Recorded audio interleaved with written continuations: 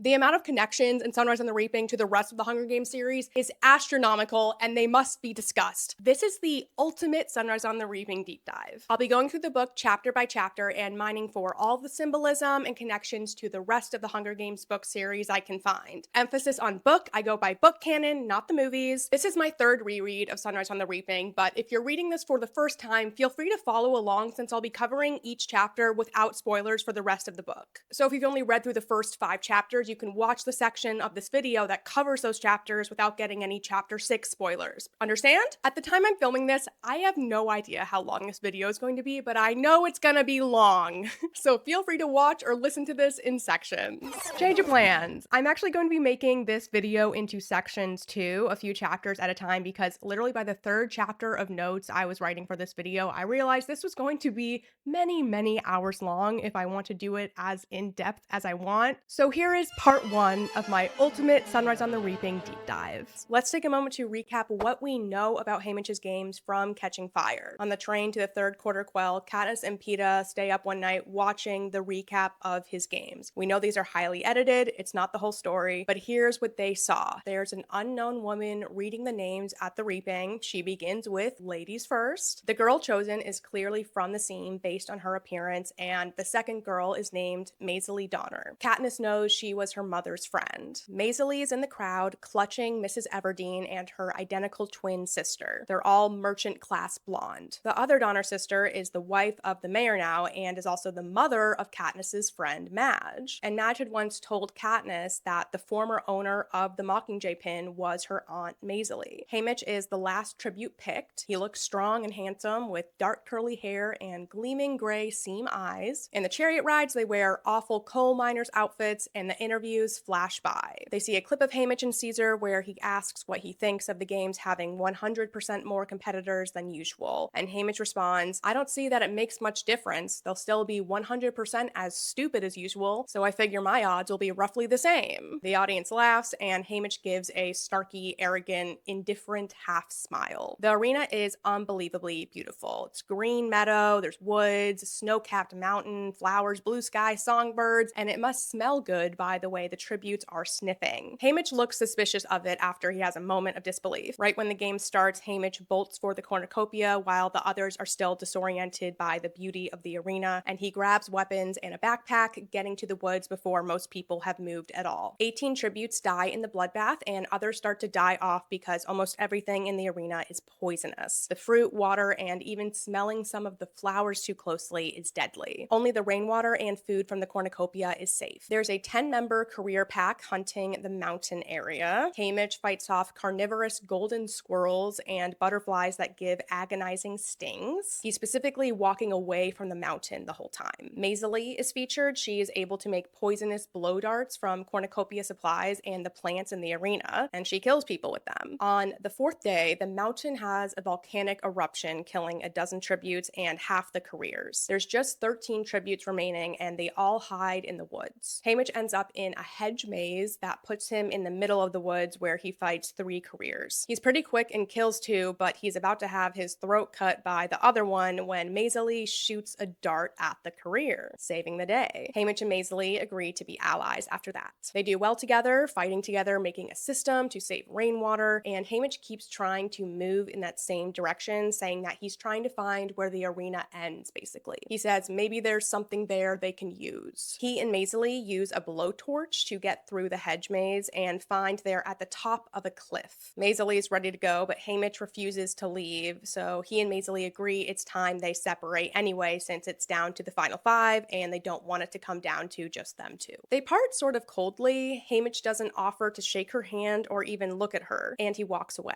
Then Haymitch kicks a pebble off the cliff, and a minute later, it shoots back up like a boomerang. Then he tosses a big rock down, and the same thing happens, and Haymitch laughs in delight. There's clearly a force field there that's bouncing things back. But then Maisie screams in the distance, and Haymitch runs to find her, fatally wounded by pink birds with sharp beaks. He holds her hand as she dies. 2 other tributes die that day, and then it's down to Haymitch and a girl from District 1. They get into a gruesome fight, wound each other, and then Haymitch is disarmed. He staggers away, holding his intestines in with his hands as the girl follows him holding an axe. He goes to the cliff and collapses on the ground ground just as she throws an axe at him. So the axe goes down over the cliff. The girl, she's already lost one of her eyes. So her and Haymitch are just trying not to bleed out to outlast the other. Haymitch is convulsing on the ground, and then the axe flies back and lands in the girl's head. She dies, and Haymitch wins. That's the end of the tape. Katniss and Peeta assume the Capitol was angry that their force field was converted into a weapon, showing that Haymitch outsmarted them, since that wasn't the intended use of this force field. Katniss says, "It's almost as bad as us and the berries." And then Haymitch walks into the room and says, "Almost, but not quite." And that's it. So there's everything we know about Haymitch's games going into this book. We also know from Mockingjay that Haymitch's mother, younger brother, and his girl were all dead 2 weeks after he was crowned victor because of the stunt he pulled with the force field, according to Haymitch. And that is that. That's our context. All right, let's dive in. I've organized my chapter reviews into a few sections. We have the recap, character analysis, lore and world building, symbols and themes, possible foreshadowing, series connections, and notable quotes. I know that sounds like a lot, but there are layers. Chapter 1, recap. There's a lot in this chapter since the story is being teed up. Here's our abbreviated plot recap. It's Reaping Day for the 50th Hunger Games, which is also Haymitch's 16th birthday. We go through his morning of working his bootlegging job in the woods, and then he goes to see his girl, Lenore Dove. She gifts him a flint striker for his birthday, which is the symbol on the book cover. He gets dressed up, runs some errands in town, and then it's time for the reaping. It's the second quarter quell, and the twist is that there's double the amount of tributes. 4 kids are chosen, and none of them are Haymitch. The girls are his 13-year-old neighbor, Luella McCoy, and the daughter of the sweet shop owner, Maisie Donner. The 2 boys are Wyatt Callow, who was almost 19, and Woodbine Chance, who tried to run away, and the chapter ends with him being shot in the head. Doozy of the first chapter. Character analysis. Starting off with Haymitch Abernathy. We're in Haymitch's POV for this book, and we find out a ton of background knowledge on him. His birthday is the same as Reaping Day, July 4th. He's 16 at the start of the book, just like Katniss. Haymitch sounds like a strong guy. He's able to carry 50 pounds of cracked corn for half an hour while he's working. Very reminiscent of Peeta lifting 100-pound bags of flour. Haymitch receives a birthday gift of white liquor from his boss, Hattie, and he notes that he's not a drinker. We'll come back to Haymitch when we get into Lenore Dove. Sid Abernathy. Sid is Haymitch's younger brother. He's 10 years old at the time of the 50th Hunger Games. Seems like a sweet kid, but we don't know much about him yet. Ma Abernathy. We don't know her first name at this point of the book, at least. She's a young widow, 35 years old at the time of the 50th Games, and she washes clothes for work. Pa Abernathy, aka Haymitch's dad, died in a coal mine fire, and his family were known rebels back in the day. After he died, there were rumors the fire wasn't an accident. Some say he died sabotaging the mine, others that his crew was targeted by the Capitol bosses for being a pack of troublemakers. Interesting when we think of Katniss's and Gale's fathers dying in the mines. Maybe they were targeted too, and it wasn't an accident. Lenore Dove Baird, Haymitch's girl, aka girlfriend. Haymitch fell for LD pretty much right away when she explained the Dove part of her name. That made his head start spinning, and it never quite stopped. Little bit of manic pixie dream girl vibes.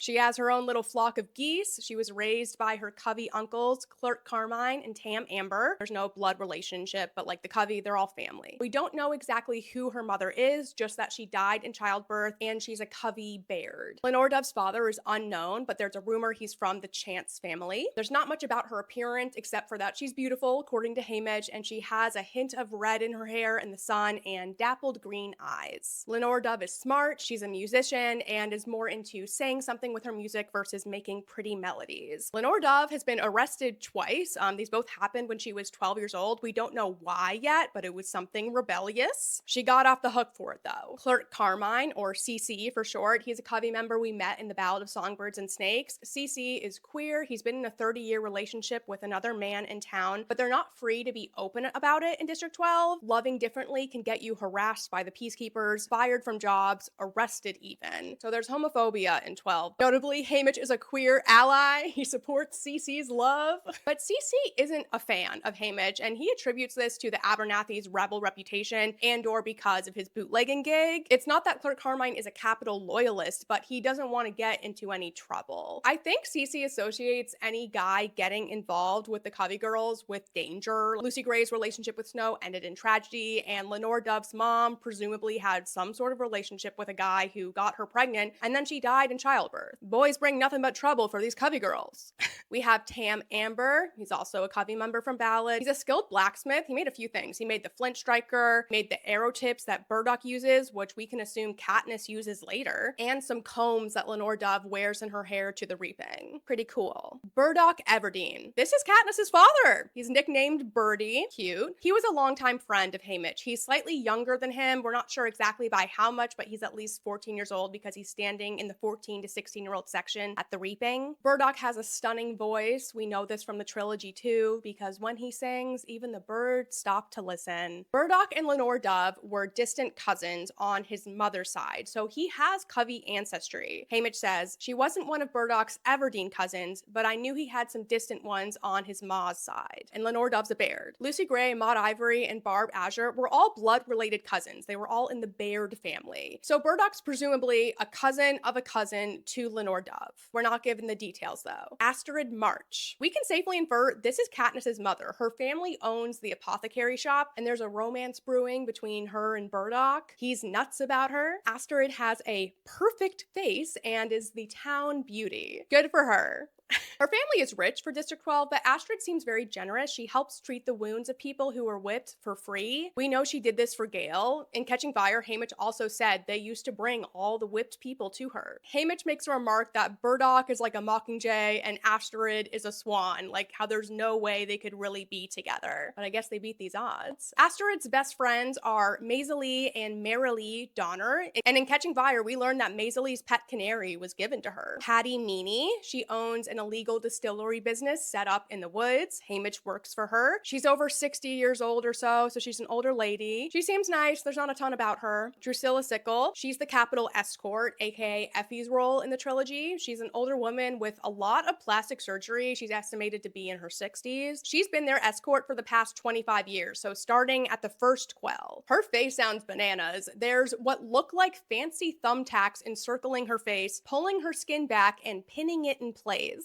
She's the face of evil. Yikes. There's two people with the last name Sickle in Ballad. There's Professor Agrippina Sickle. She was the gymnasium mistress, and one of Corio's classmates was Vipsania Sickle. She mentored the boy from District 7. Capital ancestry going on. Luella McCoy, she's the first tribute picked at the reaping. She's only 13 and lives a few houses away from Haymitch. She's a smart, spunky girl. Maisie Donner, she's the identical twin sister to Marilee Donner. It's scandalous that she's picked being a rich town girl, and her father was thought to be the next mayor too. Wyatt Callow, he's the first boy tribute picked. He was 18, almost 19. It really sucks. He had almost aged out of the games. Woodbine Chance, second male tribute picked. Woodbine tries to run away when he's picked, and his family is cheering him on and trying to block the peacekeepers from getting him, but then a peacekeeper shoots him in the head from a rooftop. The Chances are a wild family. Many of them have been hanged for rebel behavior. In Ballad, Arlo Chance was the man who called out for his love to flee at his execution, inspiring the Hanging Tree song. And reminder that Lenore Dove's father is rumored to be a Chance, and she's really friendly with their family, to Clerk Carmine's dismay. Symbols and themes. Let's get into Haymitch and Lenore Dove's relationship. Haymitch met her when he was in the woods outside of District 12 for the first time, when he was 10 years old. Burdock was the one who convinced him to go since he went there often, and he said they could go pick apples. Lenore Dove was out there alone, sitting in a tree, eating an apple, and this feels like an Adam and Eve reference. Eating the apple gave Eve knowledge, but then she was banished from the garden for doing so. And Lucy Gray was friends with Snake, and a snake told Eve to eat the apple, and Snow was the one snake that turned on Lucy Gray. And we learn Lenore Dove is a smart girl, and possibly this intelligence is what gets her into trouble, all this rebellious behavior. LD also jumps on the tree branch to shower Haymitch and Burdock with apples, passing along this literal forbidden fruit that symbolizes knowledge. They're not supposed to be in the woods and have access to it. She also wears an apple red dress to the reaping. If you have any more thoughts about this Adam and Eve apple thing, please share them in the comments. This is Rachel from the future, so I'm gonna be noticing things as I edit and go along that I missed earlier, so I'll be wearing this sweater anytime I'm going back and inserting random comments. There's also a line in chapter 1 of The Hunger Games about how in the fall, a few brave souls sneak into the woods to harvest apples. I love that it's brave souls because it was a thing like Haymitch Haymitch was nervous to go too, and her father was one of the brave souls who went out and did it, and they were picking apples. Love it. Humanity/civility. The idea of what makes someone human or civilized is a thread in the series as a whole. People in the districts are called animals by the capital elite. In this chapter, Haymitch dehumanizes himself. It's in a playful way, but he says he's Hattie's mule as he lugs around grain when he's working. We'll keep an eye on that thread. The Flint Striker. Lenore Dove gifts Haymitch a Flint Striker, which is on the cover of the book. Tam Amber made it, and Lenore Dove helped with the design. It's really interesting that Aldie traded her goose eggs to get the metal to make this. I'll talk more about the geese in a minute. On the striker is a hissing snake and a long-necked bird, blatantly ballad-coded. Flint Strikers are for making fire. Katniss is the fire of the rebellion. Lenore Dove is a rebel. Great tie-in to the whole series. Haymitch's brother's birthday gift to him ties into the striker also. It was a flint rock. Lots of fire stuff. And Haymitch wears the striker to the reaping. It's tied around his neck with a bootlace. Lore and world building. So these are a few things we kind of like learned about the state of Panem during this time. First of all, it's the second quarter quell, and the theme is there's double the amount of tribute, so 2 girls and 2 boys per district, historic events. Haymitch goes under the fence to the woods. It doesn't say it's electrified like it is during Katniss's time. So I wonder when that started. Because in Ballad, there wasn't a fence. Now we're at the 50th games. There is a fence, but it's not electrified. And then by Katniss, we have an electric fence. Things are more strict. There's propaganda posters in town. No peace, no bread, no capital, no peace. Very George Orwell 1984, which in that book, there's war is peace, freedom is slavery, ignorance is strength. Also in the preface of this book, there's an Orwell quote about propaganda. There's also an embarrassing banner of Snow saying Panem's #1 peacekeeper with a picture of him.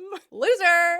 The money system is different. There's an alternative to cash called scrip, which is what the capital pays the miners with. It's technically only good in the capital store, but a lot of merchants in town take it. Very unfair and shady that the miners are paid with something they're supposed to just hand right back to the capital at their own store. This doesn't seem to exist in Katniss's era, so it's an interesting tidbit to put in here. It possibly existed and Katniss just never went there, so she didn't talk about it, but I don't think one existed. It's interesting to think of these things the capital phased in and out in the districts and like different ways they controlled people. Possible foreshadowing. These are things that could be foreshadowing something else, things that caught my attention and maybe we should keep a close eye on. So one thing that's mentioned repeatedly is Haymitch is supposed to fill the water cistern as a chore that day. It's the water tank his mom uses for her laundry business. It's a really long and exhausting chore, and he knows he should start filling the cistern after he gets off work, but he chooses to see Lenore Dove instead, planning to do this after the reaping. So we'll see what happens with that. It's just the cistern is brought up several times. Haymitch also walks past the miners' graveyard. Seems like a clear foreshadowing of deaths to come. Reminder, we learn of many of the deaths to come in this book from Mockingjay and Catching Fire. So we know Ma, Sid, and Lenore Dove die. We just don't know exactly how. Lenore Dove's death is also heavily foreshadowed when her name is explained. She's named for a dead girl from an old poem, and Dove for a shade of gray that has a slight purplish or pinkish tint. Ties in with Lucy Gray, which I'm guessing was intentional from whoever named her, and doves typically symbolize peace and love. It's very covey, but saying she's named for a dead girl, I mean, clear as day. When Haymitch is at work this morning, he's chopping wood for Hattie, presumably with an axe, and from what we know of his games from the tape Katniss and Peeta watching Catching Fire, he won by dodging an axe that bounces back and hits the other tribute in the head. Interesting that he's handling an axe here. Gumdrops. Lenore Dove's favorite candy are multicolored rainbow gumdrops. Haymitch buys some for her before the reaping, and rainbow makes sense since the covey loves color. I'm putting this in as possible foreshadowing because the only other mention of gumdrops in the series is very grim. In Ballad, Snow's first memory of Sejanus is him at 8 years old, standing lonely on the playground, clutching a bag of gumdrops. And when Snow's watching Sejanus being brought up to the hanging tree, he sees him the way he was with those gumdrops on the playground. A super dark memory flash, like having this childlike innocence wrapped up in his death. Series connections. So these are other tidbits that connect to the other books that didn't get covered in the other categories. Roosters and ducks. So Haymitch told Sid to be his rooster by waking him up, which is a parallel to Prim being called Little Duck by Katniss. So both of their younger siblings are referred to as these farm animal birds. Geese. Lenore Dove has geese, and in the Mockingjay epilogue, Haymitch raises geese. Definitely a connection there, and Lenore Dove in this chapter is singing a song in the meadow to her geese, and it's about about people being punished for stealing a goose. It's basically a song about oppression by the ruling class. Plums. Haymitch has plum sauce on his breakfast cornbread, and Katniss's favorite capital dish was lamb stew with dried plums. She first ate it at the training center, and then she and Peeta were sent lamb stew when they were in the arena. In Mockingjay, when they're hiding out in an apartment, there's a can of this stew that Peeta finds and gives to Katniss to eat. It's noted that Haymitch gathered his own plums in the woods, and Katniss also gathered wild plums in those same woods. White liquor. Haymitch and Hattie brew this white liquor, which is what Haymitch regularly drinks in the trilogy. And when Snow is a peacekeeper, he and the other guys drink white liquor on the nights they're out at the Hob. Lenore Dove also makes a comment that alcohol is what people use to forget about the games. We know Haymitch has a drinking problem. He's trying to escape his demons. The meadow. Haymitch runs through the District 12 meadow, and it's the same meadow that became a mass grave for the people who died in the bombing of District 12. And then grass and flowers eventually grew over this grave, and it's where Katniss's kids were playing in the epilogue. Lenore Dove calls it the friend of the condemned because it can hide you from the peacekeepers. Interesting. And Snow first met up with Lucy Gray in District 12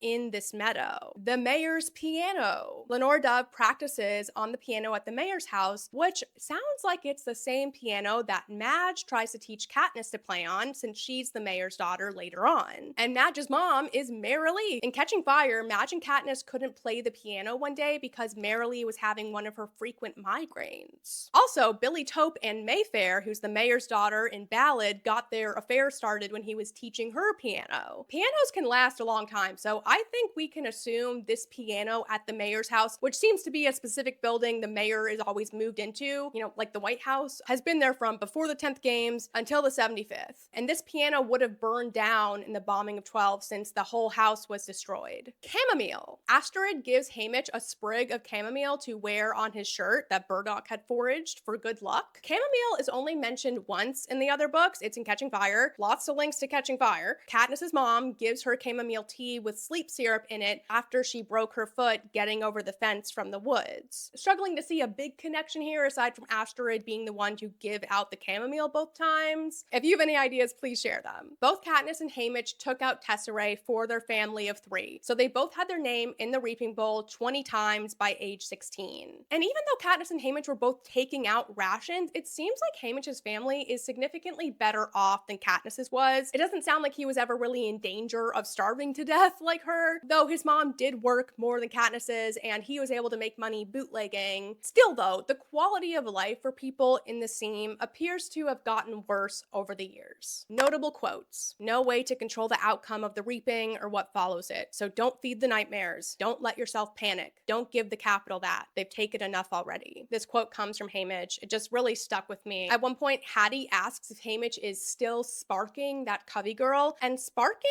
is apparently slang for courting or wooing, so she's just asking if he's still dating her, basically. But using the word sparking is a fun choice with all the fire motifs, and Katniss is the spark that ignited the rebellion. Seems significant that Lenore Dove's first line of dialogue is, "Who's squawking at my birds?" as in Mockingjays. We know how important Mockingjays are. And when Haymitch is referring to Lenore Dove's father, he says, "Her pa's always been something of a mystery." And in Ballad, the first song Lucy Gray sang at the reaping, it has a line, "You could take my pa, but his name's a mystery." Cool little dialogue link there. There's also a conversation between Haymitch and Lenore Dove that heavily referenced the title of the book and a quote from the preface. Haymitch says, "The reaping's going to happen no matter what, I believe. Sure as the sun will rise tomorrow." Lenore Dove responds how you can't count on things happening tomorrow just because they happened in the past. It's faulty logic. Here's the quote from the preface by David Hume, that the sun will not rise tomorrow is no less intelligible a proposition and implies no more contradiction than the affirmation that it will rise. And this whole exchange between LD and Haymitch is kind of like Katniss's and Gale's talk on Reaping Day. Gale was more rebellious and believing in change, and Katniss, like Haymitch, is more resigned. They can't imagine things being different. They accept that the Capitol holds the power, at least at this point. Lenore Dove says how she loves Haymitch like all fire, which is a term Lucy Gray used, telling Snow she was going to fight like all fire to win these games. Fire, fire, fire. When Haymitch just thinking about advice he'll give to Sid when he's old enough for the reaping, it's so sweet and heartbreaking. He'll tell him to put on the bravest face he can muster and climb onto that stage because resistance is not an option. And always remember, whatever happens, his family will love him and be proud of him forever. He's such a big brother. I love him. Big brother, oh gosh. And this comment about resistance, we see what happens here when people try to resist. They're immediately killed, like Woodbine, solidifying to Haymitch how resistance is not an option. So that is chapter 1. The other ones won't be as long, it's just this is the first chapter, so there's a ton of exposition and a lot to talk about. If you notice any other connections that I missed, please share them in the comments. And what was the most surprising thing to you from this chapter? Chapter 2. So to recap, it's a madhouse after Woodbine goes down and peacekeepers shoot more people too. Everyone is ordered to get down on the ground while the reaping gets reorganized during their 5-minute delay. Woodbine's ma is holding on to her son's body, understandably, and Lenore Dove jumps in to help stop the peacekeepers from dragging him away. Haymitch runs over to protect Lenore Dove since she's about to get walloped with the end of a rifle, and he gets hit. And then Haymitch is chosen as the replacement tribute for Woodbine. Plutarch Heavensby makes an appearance. He's part of the filming crew. They go ahead and reshoot the reaping. Lenore Dove's uncles are able to persuade and likely bribe a peacekeeper to let her go despite her interference. The families of the tributes are given moments to see each other before they're taken to the train, but Plutarch strikes a deal with Haymitch's ma for more time if they put on a good show for him. Plutarch makes them do a bunch of takes of tearful goodbyes, and they're breaking down more and more the longer it goes on. Finally, it's time to go on the train, and Haymitch is resisting. He's trying to get back to his little brother, and it sounds like he's tasered, he's electrocuted, and then Haymitch is put in a little compartment on the train, and the chapter ends with him seeing Lenore Dove out the window. She's in the rain, up on a hill, holding the gumdrops and wailing into the wind. Whew, heavy. Character analysis. Haymitch. So he's thinking deeply about why he waited until Lenore Dove was about to be physically hurt until he went in to defy the peacekeeper. Was he afraid, confused, or just powerless? Probably all three. But this shows the way the Capitol is able to manipulate people's psyches. He's been trained to obey the authorities. When Plutarch offers him and his family more time to say goodbye if they perform their grief for him, he tells his ma not to do it. But she overrules him. And his goodbye with Sid breaks my heart. He's such a sweet older brother. He holds his sleeve out to Sid so he can wipe his nose on it, and he gives him some words of encouragement about how smart and brave he is. The sleeve thing just devastates me. Drusilla. Wow, she sucks. Such a crass, cold-hearted person. She's mad that Woodbine was shot before he was in the alley since it made a mess. She goes, "We need another boy. That dead one's no good." She also has dead fish breath. She acts like she just did brain surgery after performing the reshoot of The Reaping. And she also says that none of the tributes deserve to be able to say goodbye to their families. Definitely a villain. Astrid March. I want to go over her name meaning a little bit. So Astrids are a big group of flowering plants. Some plants in the Astrid family are blueberries, lavender, jasmine, sweet potato, rosemary, and a whole bunch more. So a bunch of edible and medicinal plants are Astrids. And burdock Everdeen's name. So burdock is also a plant. The root and leaves of it are edible, and burdock tea is used medicinally. So the Everdeens named their kids along this plant theme as well. Primrose is a flowering plant, so it ties in more with Astrid, and Katniss is an edible root plant, tying in with burdock. Prim looks more like her mom, and Katniss looks like her dad. Makes sense. We meet Otho Mellark. This must be Peeta's father! He's a big, stocky guy, and his parents own the bakery. He was in shock during the shooting mayhem, and it sounds like someone nearby him was shot and their blood got in his hair. And then Burdock basically saves him since his shock stopped him from following orders to get on the ground, and Burdock just goes and hits him in the back of the knees so he'd get down and not be shot. It doesn't sound like Otho is particularly friends with Burdock. It's just like that's the kind of person he is. He looks out for other people and takes action. Otho is taken away to be out of view of the cameras since he's not camera ready because of the blood. Yikes. Lenore Dove. So this rumor that her pa is from the Chance family is making more sense since she was trying to help Woodbine's mother. You don't have to be related to be compassionate like that, but still. Lenore Dove has has a relationship with this family. She's also someone who can't stop herself from trying to help people, even if it's dangerous. She has a bleeding heart. Her uncles seem to be used to stepping in when she gets into trouble, bribing peacekeepers. It reminds me of Sejanus, how his father paid people off to avoid punishment for his son's rebellious behavior. Plutarch Heavensby. Wow. So Plutarch's here, and he ends up helping Lenore Dove in a covert way. You could see it as Plutarch just being selfish, and it just happens to help Lenore Dove, but we see him do this throughout this chapter. He's kind of camouflaging his behavior. Drusilla wanted Lenore Dove to be shot, and Plutarch asks if they can wait so they can keep her for the tearful goodbye. The audience eats that stuff up, and as you always remind us, it's a challenge to get them to even notice 12. Very calculated. He's appealing to Drusilla by framing it as a remedy to her qualms about 12's lack of appeal, and he warns Haymitch to follow along with things because Drusilla really will kill him.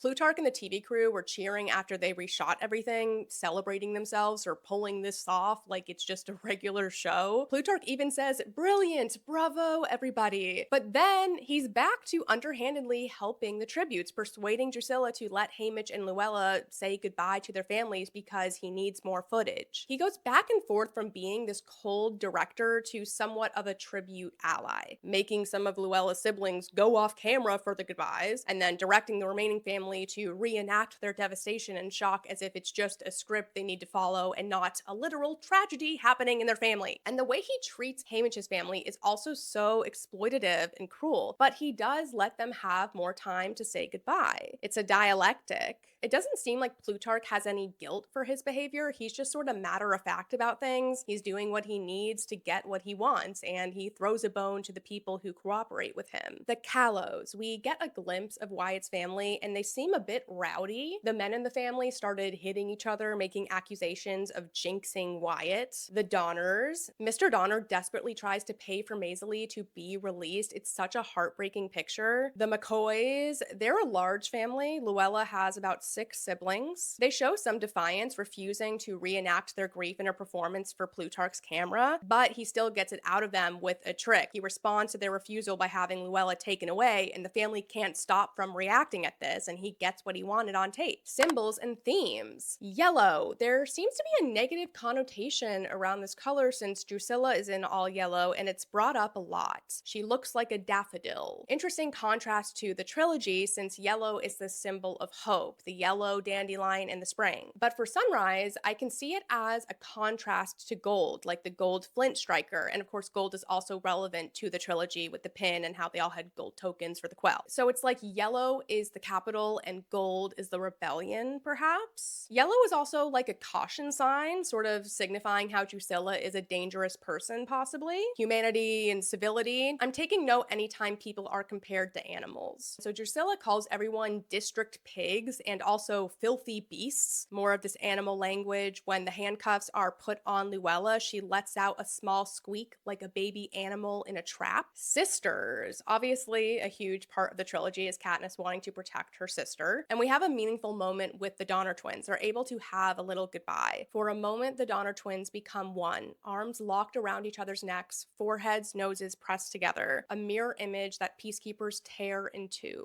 They're ripped away from each other, like Katniss and Prim were several times until Prim died. Suzanne refuses to let sisters be happy. Lightning. So when Haymitch is on the train waiting to leave, he's trying to memorize all of 12, and the first specific thing he mentions is lightning illuminating the dingy warehouses. I see lightning in the story as this force of nature that goes beyond human control. Lightning is big at catching fire with the lightning tree and it being used to blow up the force field. The lightning helps overthrow the human-made capital. It's more powerful. And Haymitch is saying here that this lightning illuminates what I assume are coal warehouses. Coal is another natural power source, highlighting the natural power in District 12 being contained by the capital in these rundown buildings.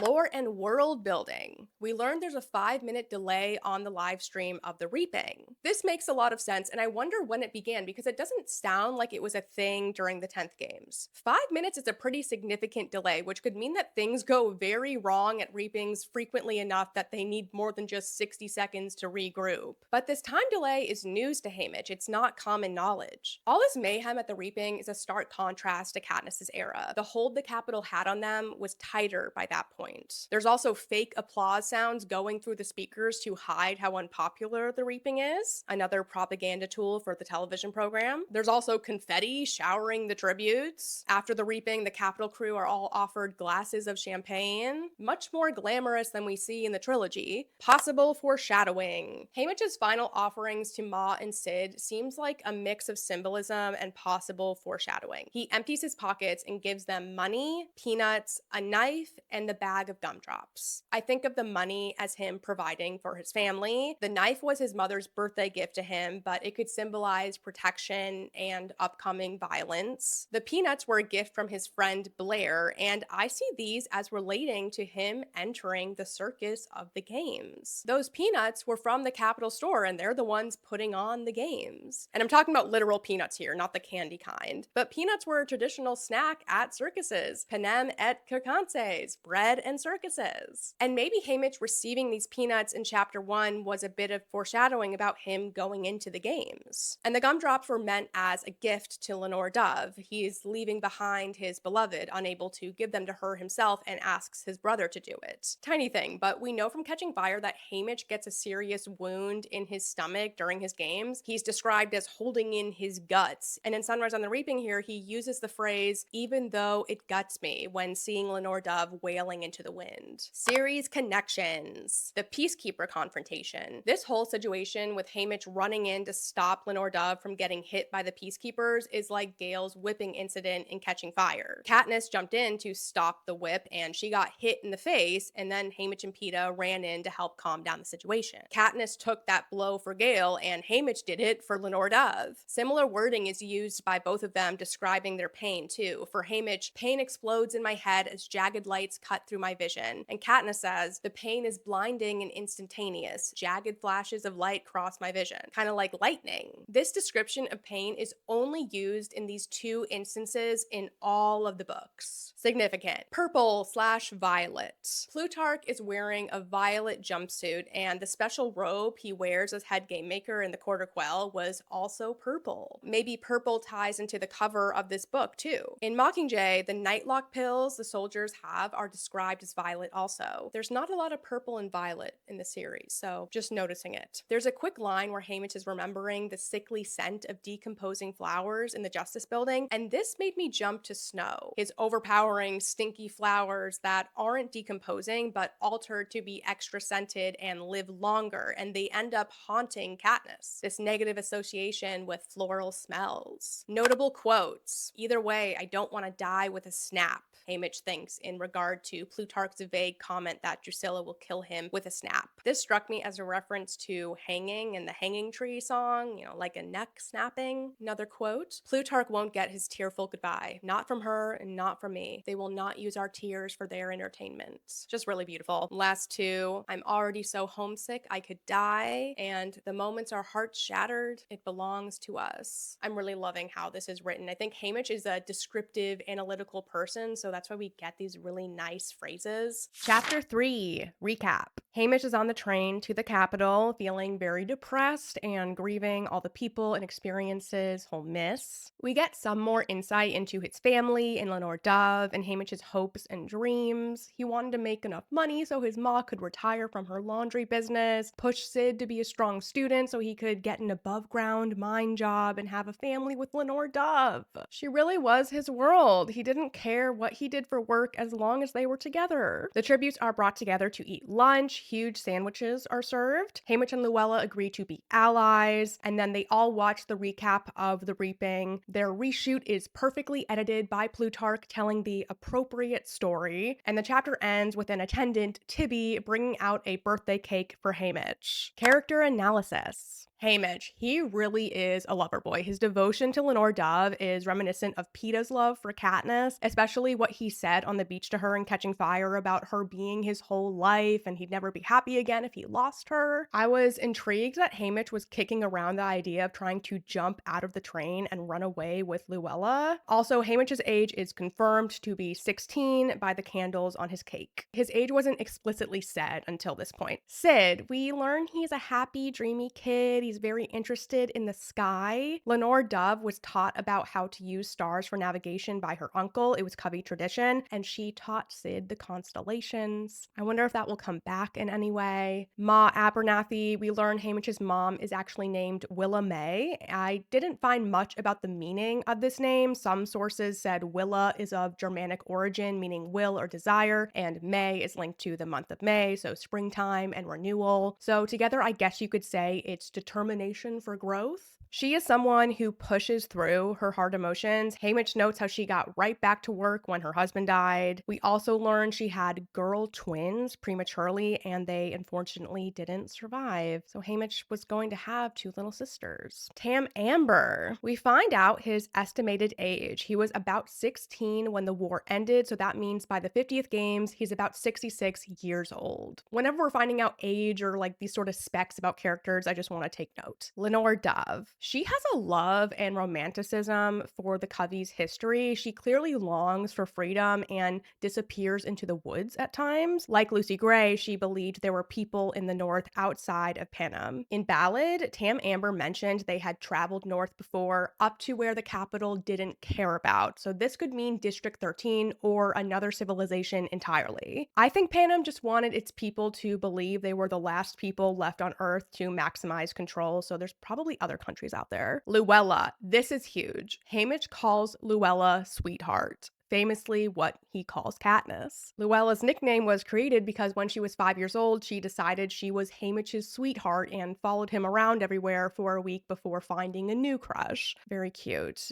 She and Haymitch are buddies, and he really loves her. If he had a sister, he'd want her to be just like Luella, and he hoped she and Sid would end up together. Luella's family is definitely on the poorer side. They weren't able to afford meat often. She's very scene class. Maisley, I like her. She's smart and bossy. Haymitch admits he has a fascination for her and her twins since he wonders what his twin sisters would have been like. Haymitch still sees Maisley as a snob. She's always wearing nail polish and jewelry. At this point in time, she's wearing about 6 necklaces of varying designs. Maisley has a lot of pride in how she presents herself. She insists on having proper plates and silverware at meals, and she eats her sandwich with a knife and fork in a very proud, showy way. It's amazing. Maisley does sound like a bit of a bully. She criticizes people and calls them names back home, but she also stands up for herself and the other tributes. Wyatt. Slowly getting some more information on him.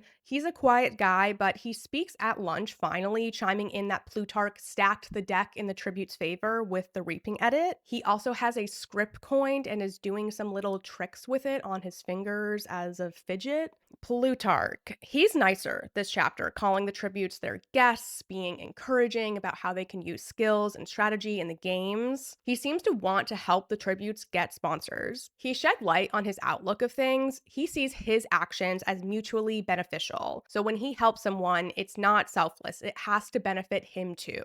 Symbols and themes. Fate and things written in the stars. Sid had made a comment about the bow hunter star constellation looking like burdock since he's an archer, and a swan constellation. And Astrid was compared to a swan by Haymitch earlier, so it's cool they're paired together like that. Katniss and Peeta were known as the star-crossed lovers, so both of these couples have this star imagery attached to them. Pretty cool. Lightning is here again. Haymitch thinks Plutarch is as unpredictable as lightning, which is especially cool when we think of his connection to lightning in the third quarter quell. Plutarch is a powerful force in the rebellion, and he's unable to be controlled by other people. He has that unpredictability and force of nature element to his character. So I love this comparison with lightning. Humanity/civility. This is gonna be an every chapter thing, probably. Maisley tells Luella not to let the capital treat her like an animal, and Jusella calls the tributes for violent district piglets. So we're always comparing people to animals. Deception. Obviously, propaganda is a huge part of the book. Things are not what they seem. Footage of the reaping is edited to twist the truth. Maisley's sweet shop increases the price of stale marshmallows by saying they're special and chewy, which is deceptive. And Plutarch says, stress the positive, ignore the negative. And that definitely applies so much to just like this whole propaganda machine. Lore and world building. We got some extra lore about the Covey. We knew that they traveled around before they were captured and mostly killed, but we find out they went around in a broken down pickup. When fuel got scarce, they resorted to hitching it up to a team of horses. And towards the end, they were on foot pulling an old wagon, and they used the stars to navigate at night. The Covey was famous in their way to the locals of District 12, which is important to remember in terms of culture. The music of the Covey was known to many people in 12 since they performed publicly for quite some time. I've seen the misconception that anytime a character knows a Covey song or lyric, that means they are related to them, and it doesn't mean that. It just means they were familiar with their music. And lots of songs were passed down through generations in 12 from the people who originally heard the Covey perform. We get some more insight into this era of the Capitol tribute train. It's practical but not luxurious. The furniture is plastic, the tributes are given substantial but simple meals, and when they're given utensils, it's all plastic, implying giving them anything sharp is off limits. And there's also an element of cheapness with plastic versus silverware. It's confirmed that career tributes exist by the time of the 50th games. It's still Districts 1, 2, and 4. Victor mentors also exist, and District 12 is the only one without living victors. So their mentors come from a pool of victors who aren't already assigned to their own district tributes. Definitely a disadvantage for 12, since a mentor would be heavily scrutinized if they helped a 12 kid win over their own district. Just another way a District 12 is set up to fail. Haymitch is aware they had one victor in 12, a girl who no one seems to know anything about,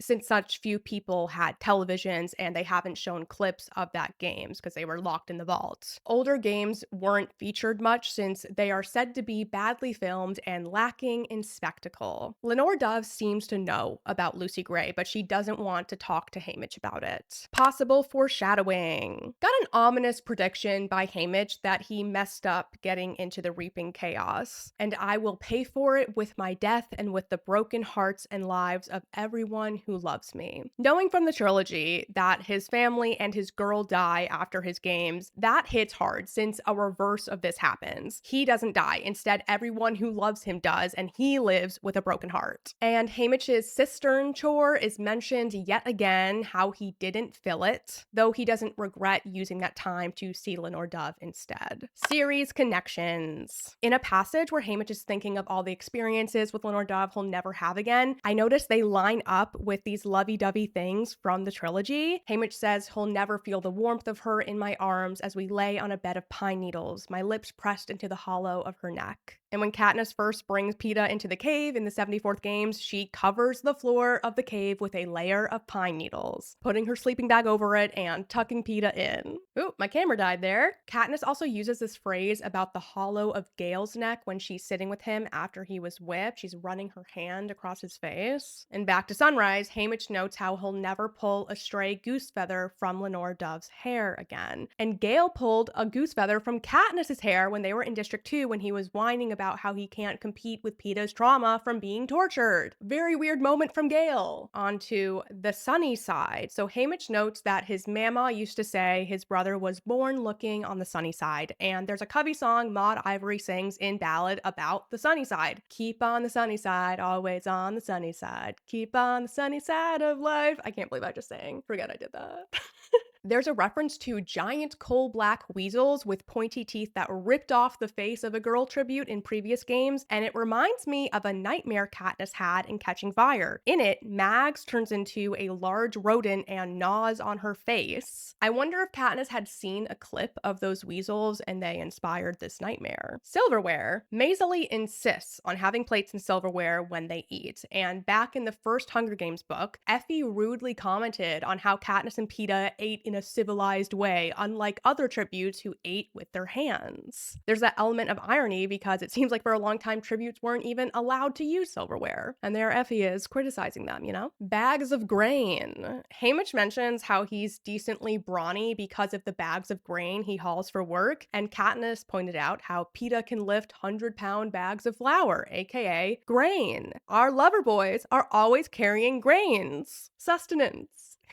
There's a little quote match of Haymitch saying careers could crush him like a bug, and Katniss used that same wording when referring to Prim, that if she had to live in the community home for neglected children, it would crush her like a bug. Those are the only two times that phrase is ever used in the series from what I found, so stood out. And lastly, notable quotes. Hey, hey, as in H-E-Y, H-A-Y. It's Luella's cute nickname and greeting to Haymitch. I'm obsessed with that. Another quote, I'm nothing but an amusing tale for Drusilla to tell between the caviar and the cream puffs. Haymitch is referring to how he was raped, how his death sentence is just someone else's chit chat. Another quote, they will use me for their entertainment and then kill me, and the truth will have no say in it. Chilling. Last quote, happy playthings are easier to handle than raging ones. Haymitch says that when thinking about how Plutarch is, producing everyone around him to handle them better. That is it for chapter 3. Chapter 4, recap.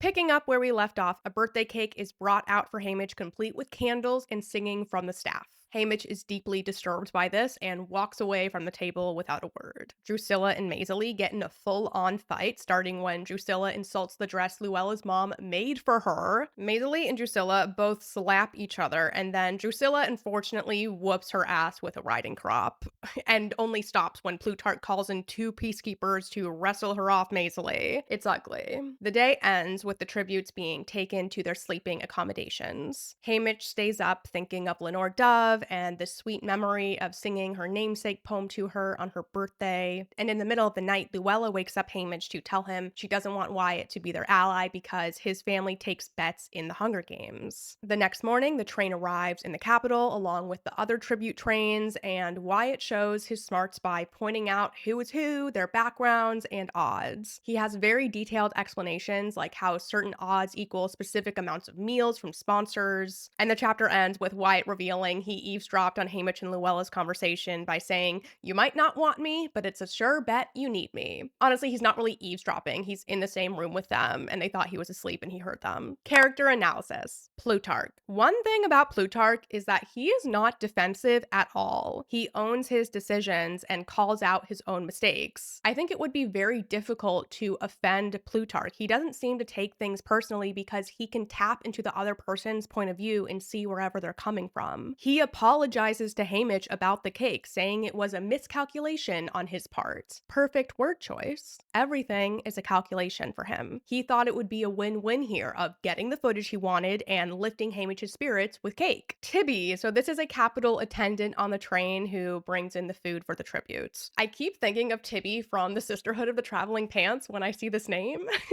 They're very different. This Tibby so far seems like a great example of the basic clueless Capitol citizen. Tibby means well, but that class divide is so deeply ingrained with him that he can't understand where these tributes are coming from. He doesn't know when he's being offensive. He just strides in the room with this cake, leading the staff in song, and he's genuinely disappointed and surprised by Haymitch's rejection of it. But I can't help but like Tibby. Like, he's very amusing. Maisie. I love Maisie. She's an icon. She's a legend. She is the moment. Maisie's insults to Drusilla and the way she slapped her right back deserves applause. Good for you, girl. That rocked. Maisie is fearless and resilient and tough as nails. She gets up after the beating and still continues to tell off Drusilla. She does not back down. She refuses to be looked down upon, and having the Capitol people look down on the people in her district, like, she's just not having it. I can totally picture Joanna saying a lot of Maisie's lines. Wyatt. So he doesn't say much in this chapter, but we learn his father is a booker boy, which is a miner who caters to those who like to gamble in 12. They take bets on any number of goings-on. Dogfights, mayor appointments, booking matches, and organized gambling events. And the more daring booker boys also bet on Hunger Games tributes in a variety of ways. Wyatt's pa takes part in this taboo tribute betting, and Haymitch thinks people who do that are sick and twisted, and that Wyatt Wyatt can't be trusted in the games. Luella suspects Wyatt is part of this tribute betting because he was playing with that coin, which can be a signal that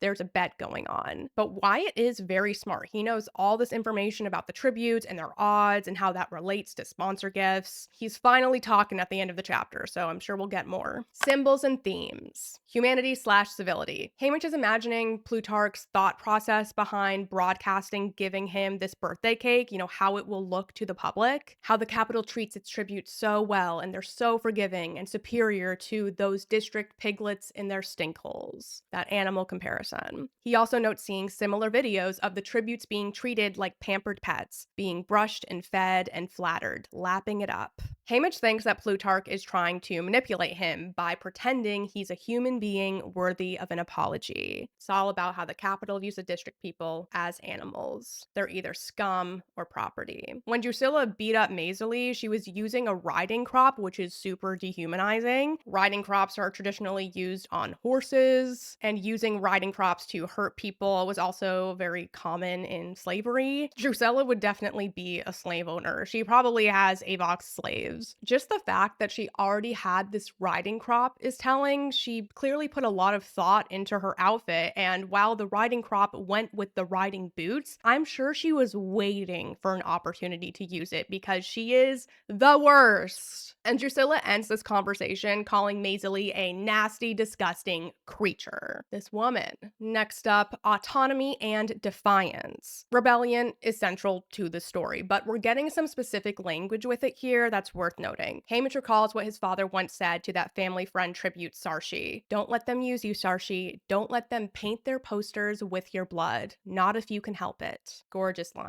Not letting the powers that be use your suffering to push their propaganda, to oppress you further. We saw those propaganda posters in the town square. The games are the ultimate form of the Capitol's oppressive posters. I'm going to do some Ma Abernathy character analysis here since it makes more sense, but Ma reminded Haymitch of his Pa's message because she had just let Plutarch use her and Sid like puppets. She had failed, but wanted Haymitch to be strong. Ma made the choice to comply with Plutarch's humiliation so she could have more time to say goodbye to her son. I wouldn't say she failed here. She's showcasing an important ethical dilemma.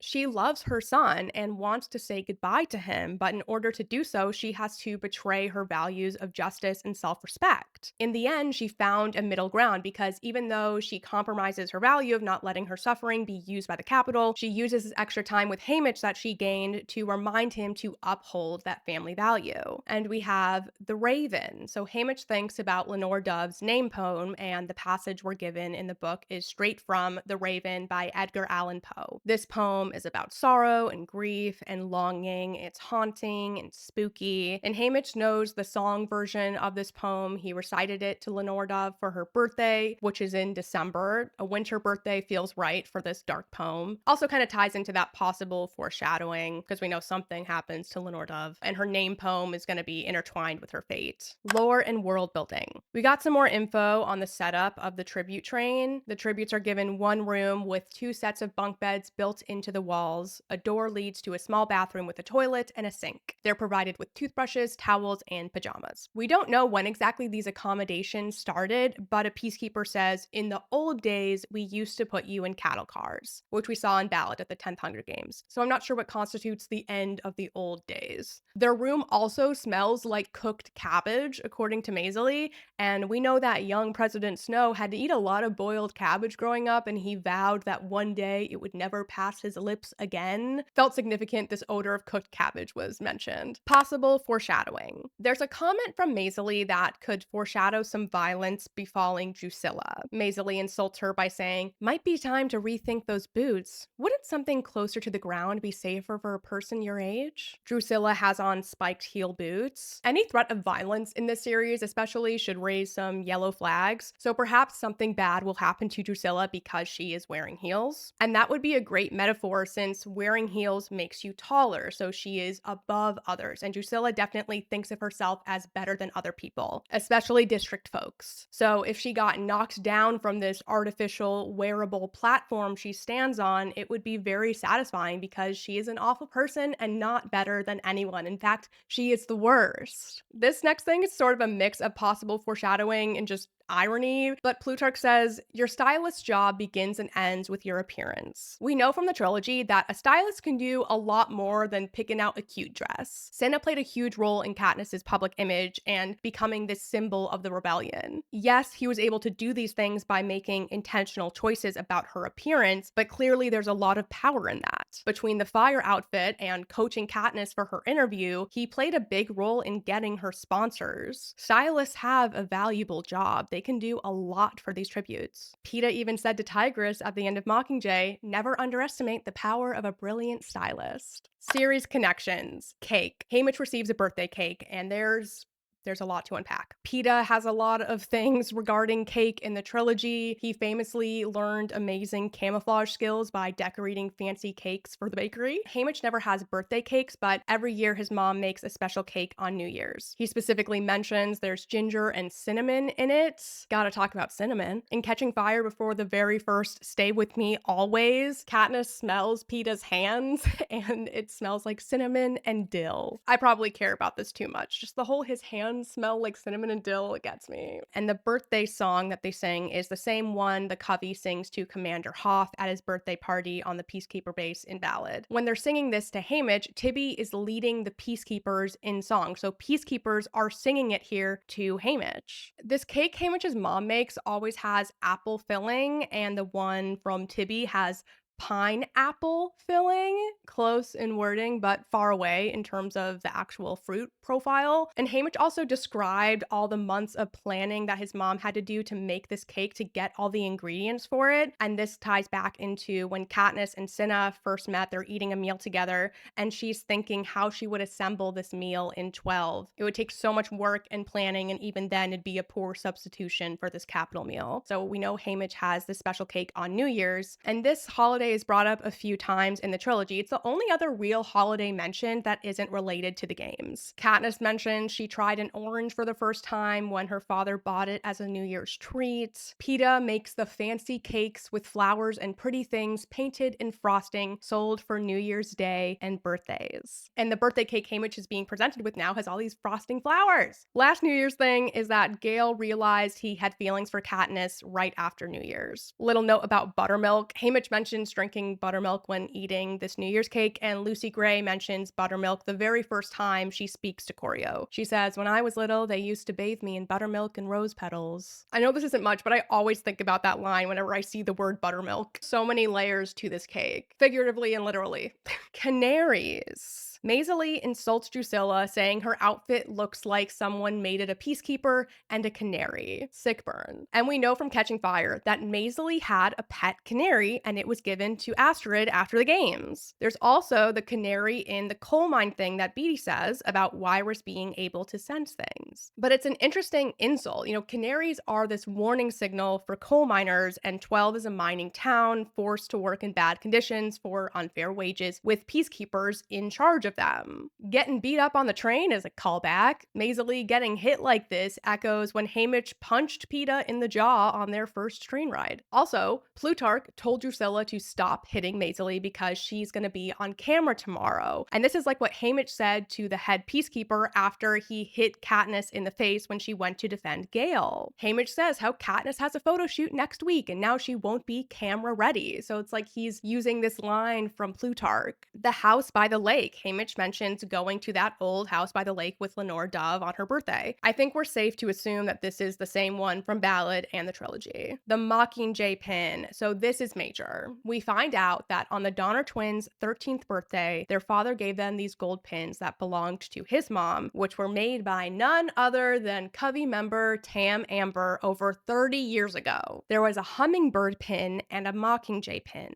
Marilee received the hummingbird pin and she liked it, but she quickly lost it down a well. And Maisie thought her Mockingjay pin was ugly and she wanted Tam Amber to remake it into a butterfly, but he wouldn't do that, so she stuffed it in the back of a drawer, and I guess her sister found it at some point and then gave it to her daughter Madge, who gave it to Katniss. I have a video where I talk a lot about the symbolism of these pins if you want to check that out. I'll link it here. Lenore Dove held a grudge against Maisie about the pin and wanted to break into her house and steal it, but she was talked off the ledge by Burdock and Haymitch. If Lenore Dove has stolen it, then Katniss never would have gotten it. And Katniss's dad helped prevent it being stolen. Coffee. Haymitch doesn't like coffee, and neither did Katniss. They both think it was too bitter, and Katniss only drank it when she needed the caffeine boost. Maisie likes it though. It's something only rich people can usually afford. Katniss mentions her mother adores coffee. Probably Astrid and Maisie used to drink coffee together. They were both these towny girls. And by the time of the trilogy, Haymitch is a coffee drinker, so he developed a taste for it, as people often do as they get older. Also, in Mockingjay, Plutarch complains about how there's no coffee in 13. It's what he misses more than anything. Plutarch would definitely have a mug that says, "Don't talk to me before I've had my coffee." Notable quotes. This one's from Maisie. "You're not a game maker. You're not even a stylist. You're nothing but a low-rent escort hanging on by your fingernails to the trashiest district in Panem." Please, this line has to be in the film. It's so good.